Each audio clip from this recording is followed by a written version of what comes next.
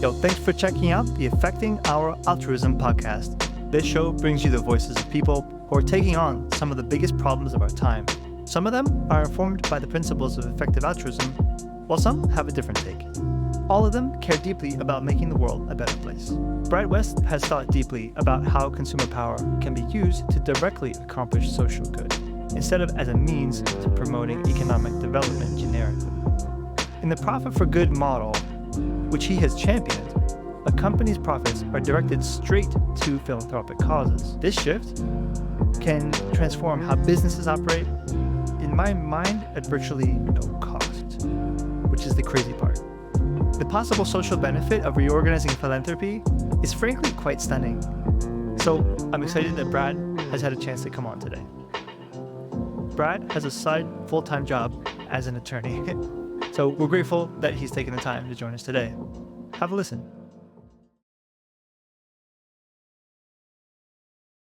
Welcome, Brad, to the Affecting Our Altruism podcast. How are you today? I'm doing all right, Elliot. How about yourself? I'm really great. Really excited to talk to you. I've been following your work for a few months now, Brad, and also had a few conversations with you. And I'm really excited to let the world know about what you're up to and also the person behind the organization as well. First, I'd like to kind of start with the main message. What is Profit for Good, the Profit for Good initiative? Yeah, there are a few examples of profit for good businesses. One people in the United States might know about is Newman's Own, which was started by Paul Newman and sells a bunch of different food products. Another example is Patagonia, which sells a bunch of fashionable clothing. But the defining feature of a profit for a good business is that the vast majority of the shareholder position is held by charities, or the benefit of the company. You know how companies have shareholders typically, and how businesses work is they pay their employees, they have other expenses and generate revenue. And the profit is the revenue minus the costs. So the shareholders in most companies provide the initial capital for the business, or they buy the stock from an existing stockholder, but they aren't otherwise involved in the business. So basically, in a charitable foundation, they get the benefit from the profits that a business generates instead of random shareholders. And why I think that is a pretty powerful tool is that if you look at other ways that businesses do good, sometimes a business might have a more environmentally friendly process, or it might source it more ethically, it might pay things. These things about how a business operates tend to add costs to the product or have other drawbacks. But just by having a charity or a charitable foundation be in the ownership position, it doesn't tend to increase costs at all. You can imagine a philanthropist buying out a business, putting it in a charitable foundation, and then advertising that, hey, if you buy from us instead of our competitor, you can help save lives from malaria, you can help save the environment, and that wouldn't tend to increase costs or have a drawback from the business perspective. Whoa, this sounds like an innovation to me. Yeah, thanks for telling me a little bit about what Profit for Good model is. Sounds like a rethinking of the way organizations and businesses are structured that helps the world in a really obvious way, instead of, oh, money is good, so more money is good. It's just actually aligning companies' interests with social good, social interests, pro-social interests, like directly confronting. Does that sound right? Yeah, what's really great about it is the mechanism by which profit for good does good is by doing what corporations or businesses naturally do, which is maximizing profit. In a lot of contexts, people think about that, characterize businesses as being bad for doing this. But with a profit for a good business, if your profit is translating to saving kids from malaria or helping to end factory farming or save our environment, then, maximizing shareholder value is how you do good. So it takes what businesses naturally do and makes good of it. How did you get involved with this kind of work? Yeah, I would have to go back to when I'd heard about effective altruism. I think I heard about it with an interview of Will McCaskill on Sam Harris's podcast. And what was just so amazing to me was how much good effective charities could do. Just like hearing how, for instance, the Against Malaria Foundation could save someone's life for, on average, $5,000 or something. And just thinking about, like, if me or my loved one, like, it costs like $5,000 to get some sort of medical procedure to save their life, or, we would do everything we could. And it's just obvious to me that human lives are extremely valuable and effective charities. And that's what inspired me to try to give as much as I could and try to donate as much as I could. And I've always tried to think about things from an economics perspective. I've always really enjoyed thinking about incentives and how we can set things up. I was going to an effective altruism Chicago meetup, and I'm a lawyer. I do personal injury, workers' compensation, some small business claims. And I was passing out my business card, and I made them an offer. If you engage our services for like a personal injury, workers' compensation claim, whatever, I would get a cut of the commission. I would get a third of the commission, and I would make a deal with them. The entirety of my cut, I'll donate to charity. And then a light bulb went off in my head. People are spending money and generating profits through their economic activity every day. People are generating thousands of dollars on an annual basis, and the people that are benefiting from that are random shareholders. I don't have a problem with random shareholders, but I would just much rather if the money from my purchase, especially if I didn't have to pay anything more, or if I didn't have to, give up some feature or get a worse quality product, if the money from my purchase could save someone's life instead of enriching a shareholder, I would do it. And I don't think that would just be me that would do that. I think just about anyone would, provided that there was a clear choice to them. So we have here kind of one way that we get money for effective charities. The main one is through donation. And donation is great. Being part of the effective altruism community, I tried to donate as much as I could. But it's, for worse, I was going to say for better or for worse, but I'd say it's for worse.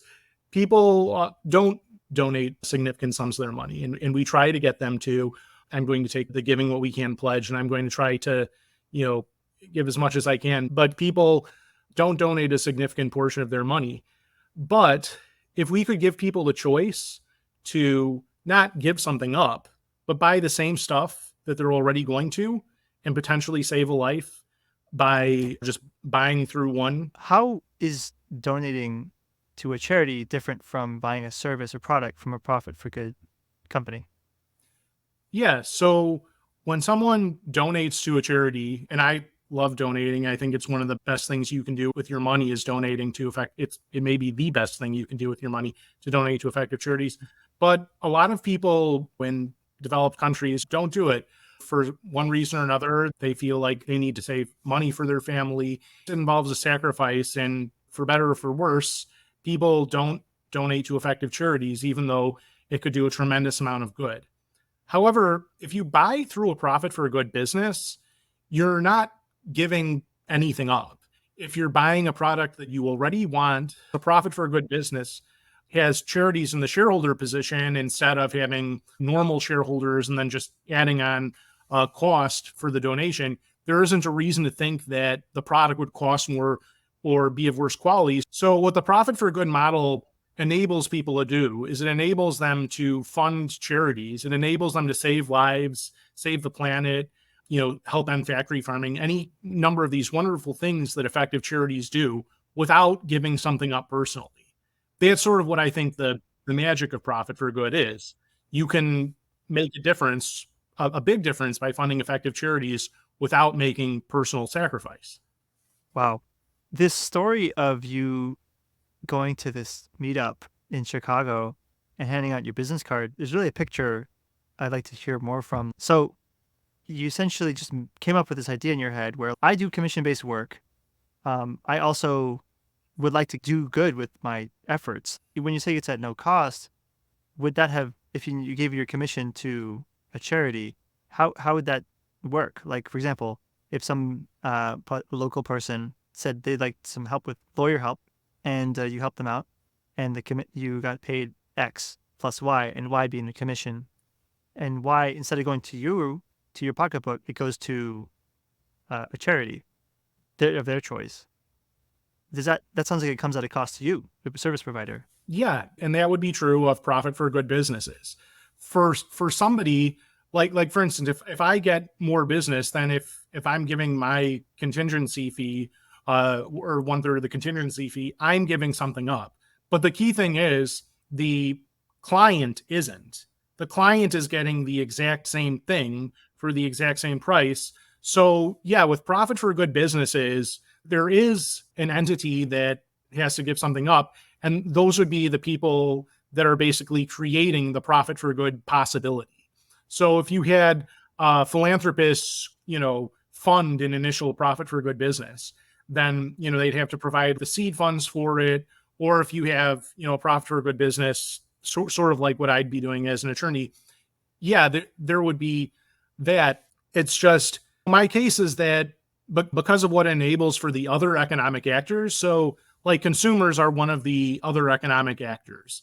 Employees are another one of the other economic actors.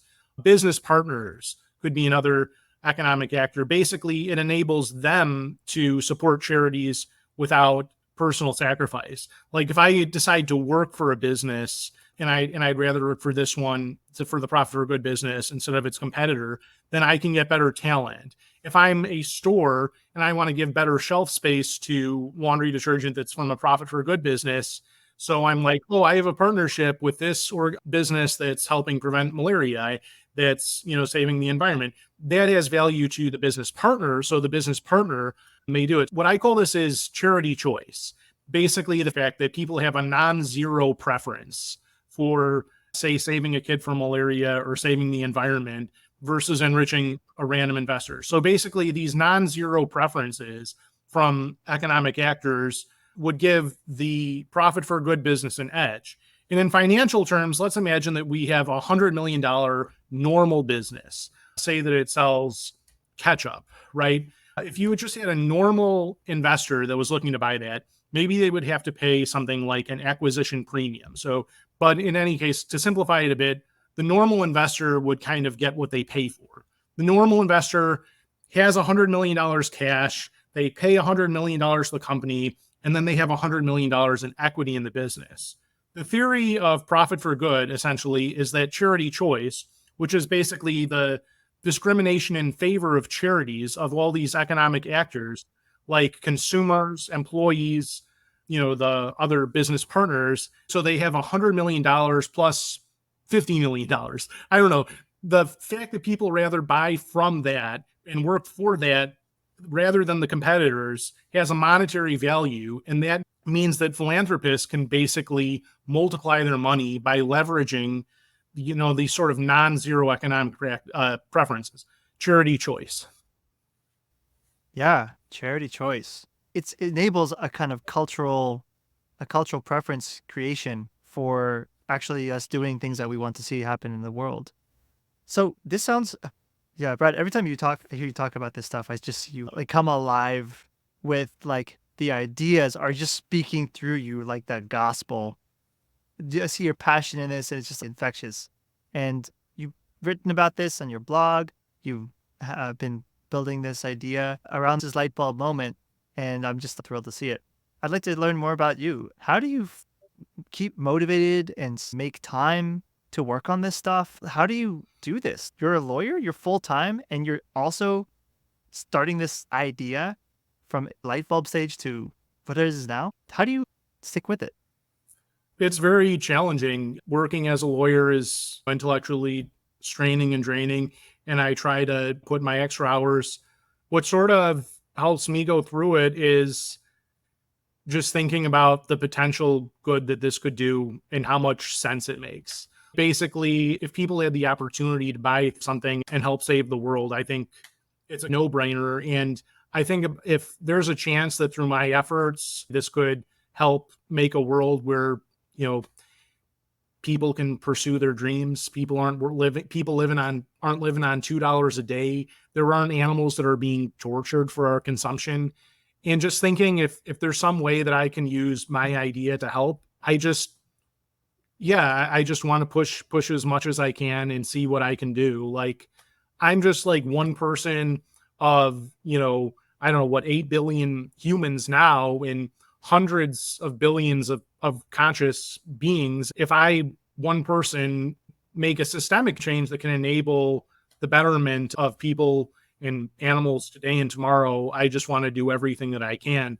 So, yeah, I think that because of my belief in the idea, I just feel like I have to push as much as I can. Yeah, that's a theme I see in the effective altruism community is like identifying something enormous and giant and having the perspective to say, I'm just a small part of this.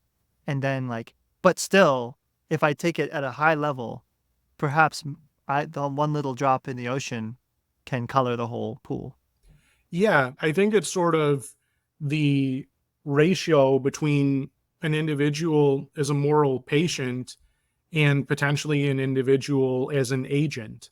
Just like you're just one among so many conscious beings, but you as the agent, you can use your resources, especially if you're in a developing country, you can use your ideas to help so many other beings. So I think that as your relation to what you are as an agent of doing good is much larger than you are as a patient. As a patient, we all have subjective experiences. We have pain, we have pleasure. Me, you, everybody, we're essentially morally deserving of consideration by other actors. And as agents, we are ourselves actors. We do things. We try and make the world a better place. We sometimes do things that make the world a worse place. And just considering how small our sort of patienthood interest is in relation to our power as agents is what just kind of makes me want to give everything that I can. Oh wow, that's another like dimension of it is that we people with privilege and power have a lot more of that than like a subjective experience. It's like we can create so much more good than we are, like simply like by practicing some degree of effectiveness in our giving or in our work. Yeah. Patience versus agency. Yeah, that would be moral philosophy. It would be basically someone, someone capable of being treated, moral, being given moral consideration, like someone that, Like a skateboard doesn't have moral patience. It doesn't factor into our view of like who deserves like what. I mean, there's panpsychism, so some people would be saying that that skateboard is, but yeah, most people think that. I don't think the skateboard mind's being when you ride it around, Elliot. The moral patience versus agency thing gets me like, okay, so there's so much agency in the world. That agency is a resource. Agency is where things can be activated and leveraged to respond to any moral questions and philosophies that you want to approach it with. So then what comes out of this is how do we make sure that all the agents, and I think what Profit for Good does is Profit for Good looks at all the agents, which is the entire consumer world, buying consumer side of the world, all the agents, what if those were aligned to the patients? And so like there was a symmetry between that. That could be just like a leveling, a great leveling that a model like this could accomplish. Yeah. Well, I think that consumers, these other economic actors that have to do with whether a business are successful are aligned to some degree, right? If I'm with another effective altruist, for instance, then I have a very high degree of alignment. We're sort of working together. But even with just like a normal Joe who isn't going to donate anything, who's just sort of minding his business, I bet that average Joe is like, well, I could help save a kid from malaria, or I could help, enrich a random investor, and it's no skin off my teeth either way because I'm buying the thing already. We're aligned with Joe too. And I think that a lot of what we focused on in effective altruism, and this is great, is activating agents that are extremely aligned with us. And that's a good use of resource. But it's also hitting a much narrower subset of the population. Like we can only get, 10,000 or whatever people that are really aligned. But if we can hit the billions of people who are imperfectly aligned with us, then we can potentially have much larger impact. So Profit for Good is about sort of leveraging the imperfect alignment of billions of people all around the world. The fact that, hey, all else being equal, I'd rather save a kid from malaria. All else being equal, I'd rather save the environment for future generations. All else being equal, I'd rather a chicken wasn't tortured. And I think that it's really powerful. We've got to create the infrastructure for it. We've got to, look at, there's got to be the opportunity for people to do that. This might be a good time to talk about how I think we get to that world. Sure, go for it. So what I think is actually the limiting factor right now is the fact that these opportunities are pretty limited. There are very few profit for good businesses out there in relation to market share, and there aren't really that many organizations. There's not much money going to inform people about it. So I think that we live in a world where there's trillions of dollars going to grow normal for-profit businesses, because with normal for-profit businesses, investors are constantly looking for how can I grow my own money. But profit for good businesses, there isn't really right now a natural group that's growing it, because philanthropists would be interested in doing it, but they typically donate directly to causes. So I think what we need to do at this point is provide extremely compelling evidence to philanthropists that this is a way that we can multiply your dollars to charity. And so that's why what the Profit for Good initiative is focusing on right now is starting strategic profit for good businesses. So the idea of a strategic profit for good business is, where can we create a no-brainer opportunity for consumers? Where can we make it very clear that, hey, you're buying this product versus that product, they're almost exactly, if not exactly the same, and you're paying the same cost, so you're not giving anything up. And where can we do that with reasonable capital costs? So there's a strategic initiative that is allowing investors and philanthropists to see it in action. Is that right? Yeah. Let's hear about it. So what we're doing is we are looking to partner with life insurance agents. And the idea is that we provide them referrals in exchange for a commitment to donate a portion of the commissions that are generated. So what happens with life insurance sales is an agent gets like 60 to 80% of the first year's annualized premium if they sell a policy. And that could take a few sessions that are like a half hour or an hour session. So basically, what an agent does is they get on the phone, they talk to you, they figure out your family's needs in terms of protection or whatever, and they sell you a policy. And that can often generate hundreds to thousands of dollars, because a substantial policy could cost you $2, $3, $4,000 something. If it's a couple that's getting it, that could generate basically thousands of dollars for an hour or so of work. And the limiting factor for most agents is how many sales they can make. They spend most of their time not on these calls in which they're structuring a policy that makes sense, but rather they're making cold calls to people, or there's a list of possible. But my idea with Commissions for a Cause is, hey, what if we gave people the opportunity to buy products that they're already buying for the same price, and get a few $100 or $1,000 to charities at no extra cost to you?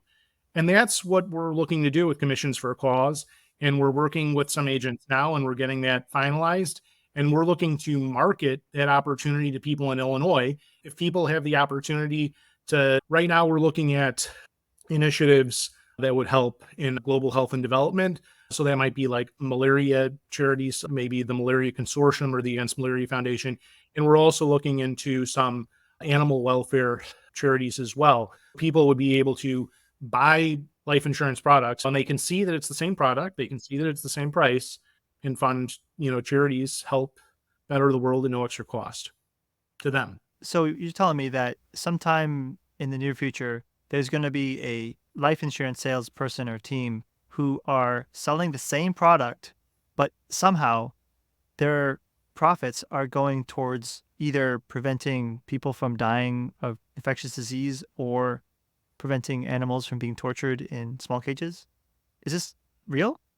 Yeah, it's called Commissions for a Cause. And yeah, I'm really excited about it too, not just because I can raise some money for some really great causes, but I think that if people have the opportunity to fund charities while buying what they're already buying at the same price, they'll do it. And we can use this as evidence so that we can grow it. In the world, there are like 8 to 10 trillion dollars or something or more of annual profits that are being generated. If just a small portion of that could be going toward where it could do the most good, we could we could end poverty. We could end extreme poverty. You should look at Natalie Cargill's TED Talk. She's the founder of Longview Philanthropy, and she talked about what could be achieved if the top 1%, the global 1%, gave 10% of their income. And also, I think it was something, there was a wealth tax component to it. But basically, with really, really big amounts of money going to charities, the sort of outcomes that we could achieve are just enormous. I realize I kind of jumped ahead there, but I think that if we can demonstrate the power of this, I really think that we just need to get philanthropists to be using this to leverage their money. This is a podcast where we could jump to the moon and back, okay? This is where we could talk about what we're excited about, and you can get a little crazy with what you're excited about here. This is totally that place. Why life insurance sales? Why not anything else like a commodity good? Tell me about the choice of that particular type of business that you chose to do this commissions for a cause project start with. Yeah, I think life insurance can be extremely lucrative if you can manage to capture a larger portion of sales than competitors. So if you're in this area and you really succeed, you can make a lot of money. It's also not as differentiated. Well, there's differentiation in terms of whether an agent is the best at identifying the policies that make sense for you. But in terms of the actual policies themselves, they're legibly identical. So one of the concerns with profit for good business is even if two items are the same price, but one is saying, hey, if you buy this one instead of buying the other, money goes to charity, is people will think there's some sort of hidden cost. One of the things about social entrepreneurship is sometimes there is a cost to buying the pro-social product. Sometimes if I buy the one that's better for the environment, it costs me a little bit more. The coffee, maybe if I buy the laundry detergent that's more eco-friendly, maybe there's a cost in terms of performance. The top shelf stuff, that seventh generation stuff on the top Yeah, shelf. So you're telling me that you're somehow profit for good is breaking that expectation because of the way that the organization is structured. It doesn't incur an additional cost. how the good is done is by the shareholder identity and not through the operations. There isn't a reason that it would, but the problem is consumers may still have the perception that there's a trade-off. I think that there is a big perception that you don't get anything for free. So even though this seems to be a context in which from the consumer or other economic actor perspective, you could kind of get the ability to do good for free. But that's why it's important to identify contexts in which the identical nature of the products is legible so that there isn't a question, oh, if I'm buying this one that's being branded as more virtuous or being branded as doing good, that I'm secretly paying some hidden cost in terms of quality. So that was another factor in choosing life insurance sales, the fact that the products are legibly identical. And finally,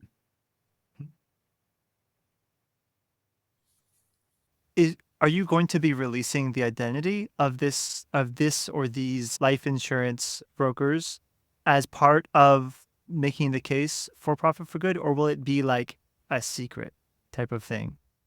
In other words, would you like anybody in the audience who lives in Chicago to call this number now, whoever it is, or would you like the public to play it cool and like see how it goes? What's your ask of the world for this specific one? yeah, as of the recording of this podcast, the agent is very excited to work with us. He's still confirming with his carriers that there aren't any issues with him and his contract. And then once that's done, which may be by the time of the release of this podcast, I'd be happy to share, the agent that we're working with and the agents that we work with as the program develops. Okay. Wow. That's really exciting. Yeah. Yeah. We would be happy to put that information in the show notes whenever it's available. So that's one project that's going on with Profit for Good. Can you tell me about any other existing Profit for Good companies that you mentioned? Newman's Own, you mentioned Patagonia. Are there any others that excite you and are doing well? Yeah, there are a couple that I'd love to mention. Perhaps the most impressive example of a profit for good actually might be Humanitics, which is a ticketing business that, if you're an event organizer, you've got to sell tickets to your events. You can do it through Ticketmaster, but if you go through Humanitics, 100% of the profits go to different projects in the developing world. They've had like educational projects in the developing world. They recently gave a $4 million unrestricted donation to The Life You Can Save, which is Peter Singer's organization. I do not need any more reasons to not use Ticketmaster. Like, if I could not use Ticketmaster, I would love to. Humanitics. They're the fastest growing ticketing platform in the world. So I think that people who are organizing events, if they see, hey, I could have Ticketmaster, that which everybody loves, be the thing that does the ticketing, they might have a hard time choosing Ticketmaster over Humanitics, where not only the people, who are buying the ticket can say, hey, the fees or whatever they're going to this aren't going to some, shareholders, but they're going to help end poverty. They're going to help better the world. It's really a no-brainer context. And what's interesting is in the few years that they've been around, I believe that their valuation would be based on their revenue. It would be between $300 and $500 million. So it really does make the financial case for profit for good. The people who did the initial seed costs for Humanitics, in a few years, and again, this is a successful example, but I think that it is a strong empirical case. You can get potentially hundreds of millions of dollars to help when you give people the choice to help without giving something up. So if I'm curious about the example of Humanitics or something like it from the perspective of an investor. Say somebody wants to invest money and get a profit for themselves, like, as you mentioned, like a random investor. Is it possible for a random investor to invest there and expect profit? Or would it be more like a random quote unquote investor is a philanthropist? Like, I'm going to invest quote unquote $1,000 in the growth of this company, and hopefully it will produce $1,000 worth of social good rather than money back to me. So as an investor, I guess my question is, what is a role of an investor in the profit for good model? Random money person. There could be a role for a normal investor funding a business through debt instruments. So if you wanted to be a normal investor, get a return on your money potentially, you couldn't get too much equity, only like 10% by how I define a profit for a good business. So how you could support them is potentially offering bonds to the business or getting bonds in exchange for funding. So you would get return or no return if you were looking to have a somewhat donative role of your investment too. But that would be how a normal investor, a non-philanthropist, could potentially fund profit for a good business by using debt rather than equity. Brad, because you sounds like you're making a lot of people happy by like having a seat at the table for even people who are looking for making a profit, a non-donative product. If there was one other profit for a good business that I really wanted to mention, and that was Boas, and that's a company in the Netherlands that is selling used or vintage. They prefer the term vintage jeans, and 100% of the profit goes toward give well recommended charities. So that helps save lives in the developing world, and that seems very promising to me because they offer people the ability to save the environment by buying vintage rather than new. And, they can buy jeans on the same terms that they could with a normal for-profit. So I'm really excited about their work too. I think that's a pretty intuitive proposition that's worth testing. But a lot of the times it seems like what people want is they want you to already have proof of something, even though there's got to be some initial to prove it. And I mean, I think that there is. I think Humanitics is very strong evidence.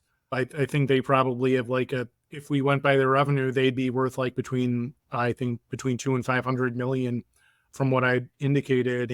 Yeah, I think the more that we can demonstrate that, the more philanthropists will be interested in growing it. as an area, like people that are funding charities, if they could get, instead of $1 million to charity, if they could get 2 million, I think that that's something they want to do. I just think that they're very conservative about that because they want to make sure that their money makes an impact. So that's why I think these sort of smaller scale things like commissions for a cause can help demonstrate, hey, if we give people the opportunity, people will want to do it. Another thing that I think, if I could talk for a minute about the Profit for Good initiative, the nonprofit that I founded, what I want to do is sort of create a movement around Profit for Good businesses, create like a logo that people can recognize. The problem with Profit for Good businesses marketing is if they're marketing their Profit for Good status, they're not marketing other aspects of their business. But for instance, the Profit for Good initiative were to engage in a marketing campaign, let people know, hey, if you buy something with this logo on it, you're helping save lives, you're helping better the environment at no extra cost. That's a very cheap way for them to advance their marketing, because there would be a sort of central campaign that potentially lots of different businesses worldwide could reference and benefit from. It's what you sort of see is there aren't even the Profit for Good businesses that are out there. They're kind of doing their own thing. But I think that if they were, sort of saying, hey, we're part of a group of businesses, we're part of a movement that is enabling the consumers, enabling the employees, enabling the people of the world to buy in a way that saves lives, I think that would be a really strong message. And yeah, and what I love about BOAS is that's Vincent Vanderholst also did a TEDx talk on Profit for Good, and he's really trying to push the message, just as we is Profit for Good as a movement.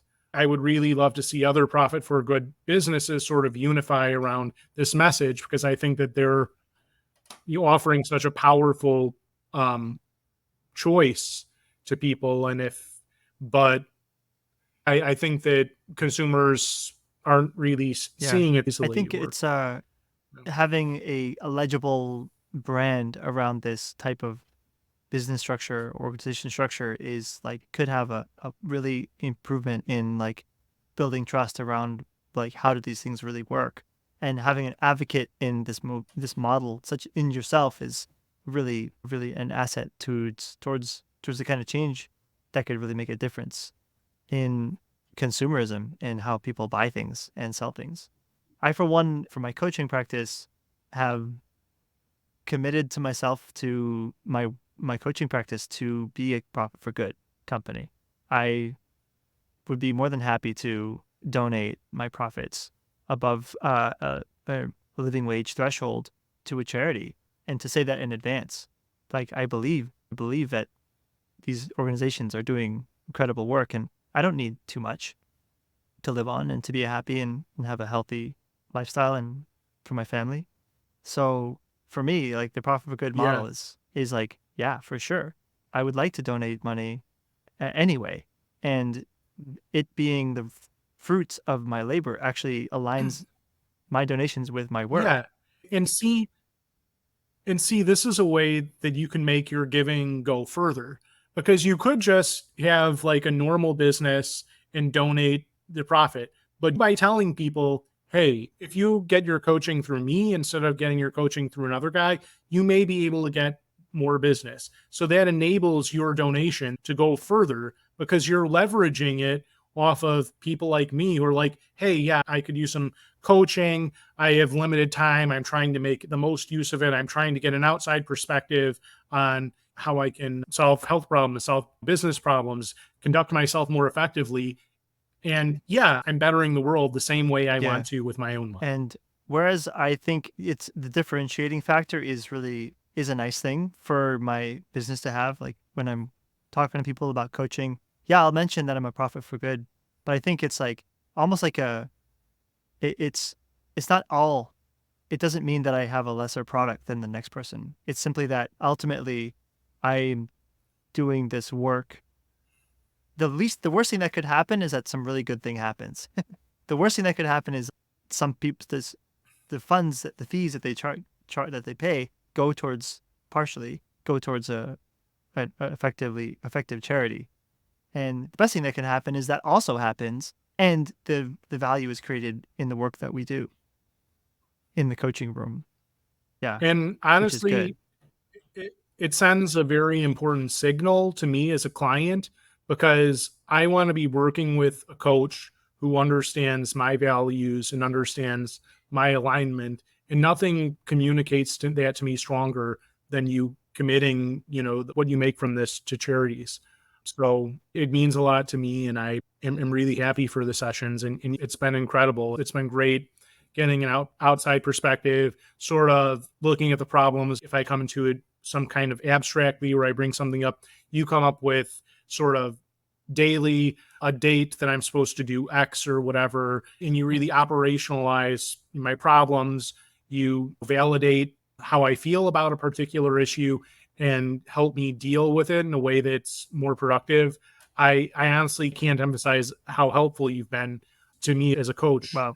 Thanks, enough. Brad. This conversation slowly slid into a plug for my coaching work.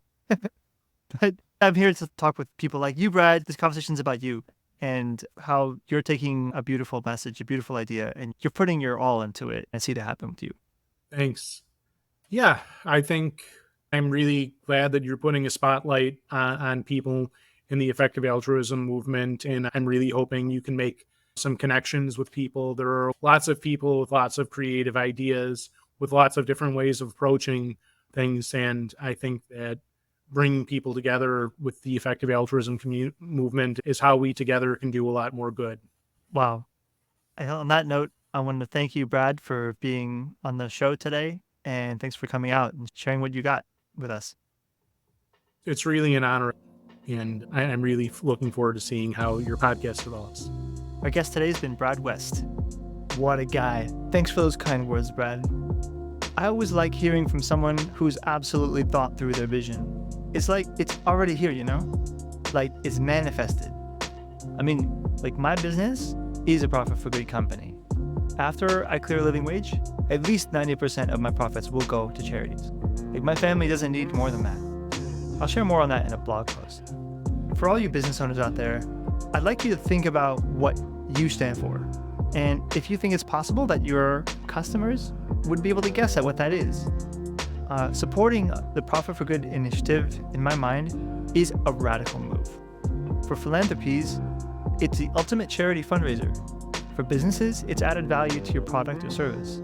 And for consumers, it's an easy way to just make a little difference in the world. So go have a look-see at the Profit for Good website, profitforgood.org, the number 4 in it, because they're cool. I'll link in the show notes. And that's all my take. That's me. However, this podcast is a truth-seeking podcast.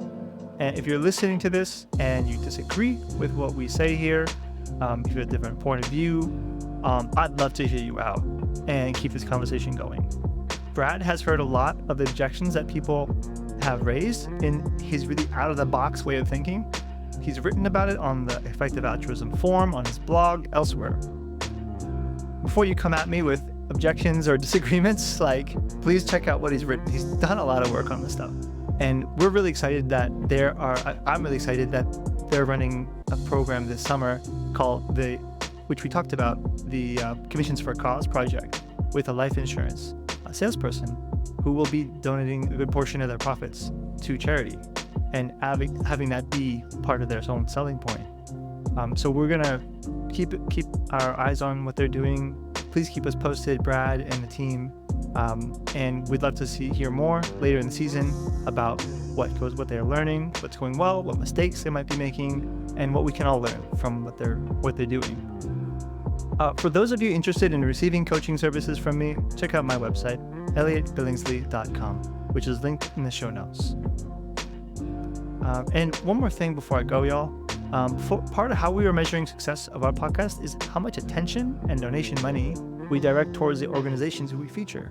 So please either donate through the link or donate some other way, and be sure to tell them that the Affecting Our Altruism podcast sent you. You can find the dedicated link in the show notes, and it is tax deductible in the United States. Well, that's enough from me, y'all. Thank you so much for listening.